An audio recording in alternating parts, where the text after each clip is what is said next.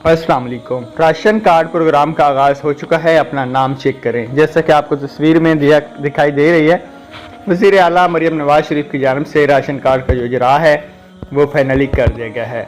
अब ration card से payment कैसे मिलेगी, राशन कैसे मिलेगा, कौन से लोग अहल हैं, कैसे चेक होगा, पूरी तफसील से बात करेंगे। वीडियो आप लोगों ने शुरू से लेकर एंड तक देखनी है ताकि आपको हर एक बात की समझ आ जाए। चलिए शुरू करते हैं आज की इस वीडियो को।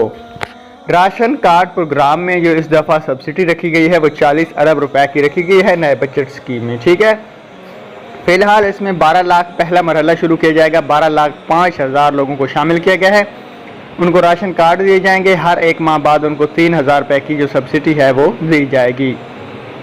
मज़ीद मालूमात के लिए आप हमारे व्हाट्सएप ग्रुप को ज्वाइन कर सकते हैं। और अगर आप लोग घर बैठे पैसे कमाना चाहते हो, वीडियो का लिंक नीचे दे रहा हूँ, जाके वीडियो देख लेना। Thanks for watching. अल्लाह हाफिज़।